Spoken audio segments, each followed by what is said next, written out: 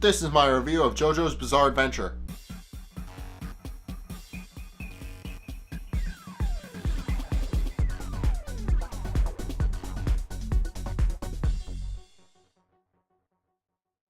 Okay, so part 2, although it is technically still part 1 of the anime, but part 2 of the general story. So, this anime features a new version of Jojo, Joseph's Joestar, Jonathan's grandson, because apparently Jonathan and Irina procreated before he died, and she became pregnant with George Joestar II, who became the father, along with the girl that Irina rescued in the first part, of Joseph Joestar. So, George Joestar grew up with the little girl that Irina saved, and the two hit it off, got married, had a kid, and then both died, presumably, because they're no longer around, leaving only Joseph and Irina alive as the only remaining members of the Joestar lineage. So, yeah, you know, typical anime stuff. So, it's just wanted to get some of that backstory out of the way, because it is mentioned later, but it's also kind of takes up some runtime in the episode, so I wanted to get that out of the way now. So, now that they fled to America, Irina and Joseph are moving into the New York state, New York City, where Jojo gets his wallet stolen by a thief named Smokey, whom is then immediately assaulted by some corrupt cops who try to ransom him off and try to make him do things that he doesn't want to do, that kind of thing. And it's at this point where Joseph shows up and uses his Haman energy, which he inherited from his grandfather, to easily defeat the cops and beat them up for being so rude and disrespectful. Because, while Jojo isn't as much of a gentleman as his grandfather was before him, he still has a pretty good sense of right and wrong. So, yeah, and then he's also mostly afraid of what Irina will do to him if he screws up. So, that's mainly what happens here. And then the two hit it off and become best friends, Jojo and Smokey. And after realizing that Jojo has a new friend, Irina invites him out to dinner, where they're contacted by a associate of our old pal Speedwagon, who is now an old man.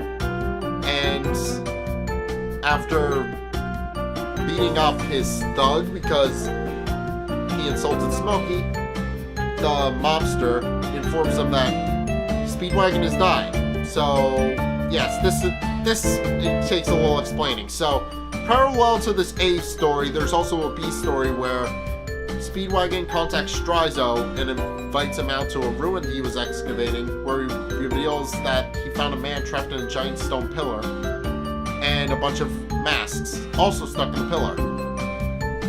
So, Strizo, upon seeing this, decides to kill everybody there and take the power of the mask for himself so he can become immortal, because he envied the power that our old pal Dio had, and knew that his days were numbered even though he was training in Haman and could theoretically live a lot longer.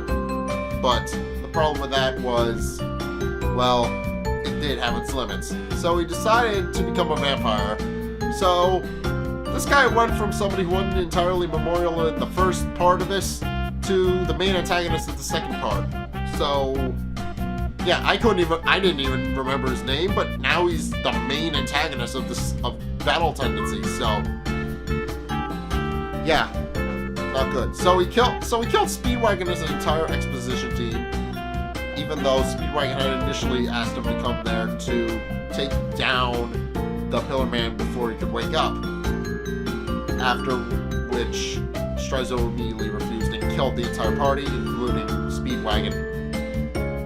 And then Jojo beats up the mobster for giving him the information, mainly because it made Arena cry, and he didn't like seeing his grandmother upset. So afterwards, Smokey and Jojo go to a cafe where they're confronted by Strizo, and Strizo tries to kill Jojo before his powers can grow, only for Jojo to pull out a Tommy gun and somewhat blow him away. I mean, not entirely, because he's a vampire. There's not much you can do against a vampire in this series.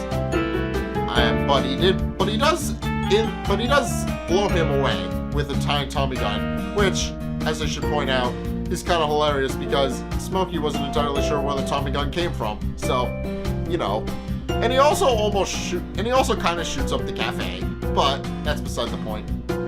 He does almost take down Strizo for Speedwagon's sake, because he knows Speedwagon's dead at this point. And this isn't the first time that we've seen that Jojo is able to read people, because in earlier parts of the episode we also find out that Jojo is able to read what people are able to do, what their battle style is like, how they fight, that kind of thing.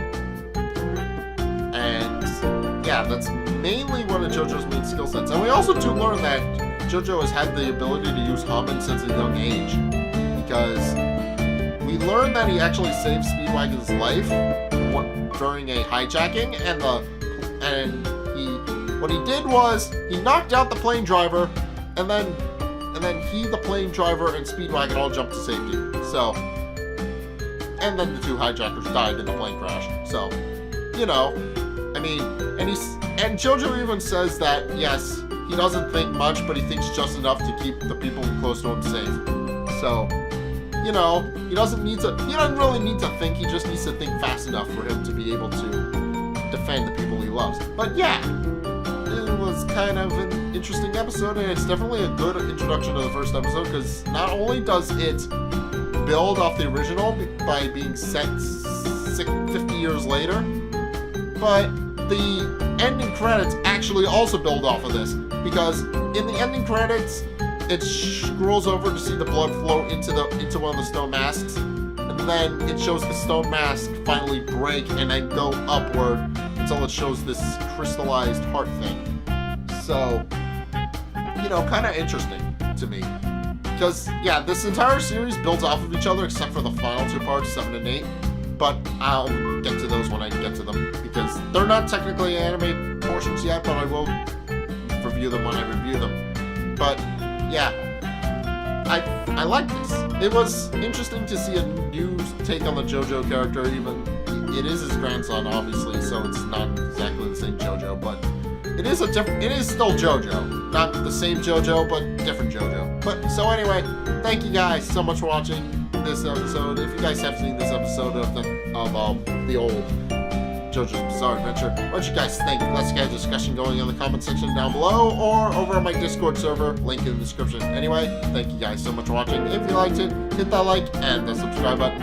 Also, be sure to follow me on Facebook and on Twitter in the description below. And also check out my Patreon in the description below as well. It's only a few bucks a month, and it helps you fund future videos like this one, and it also helps me make future videos, and it also gives you a bunch of different perks, so you should go definitely check that out in the description below as well. So anyway, thank you guys so much for watching, and until next time, I will see you guys in the next video. Peace!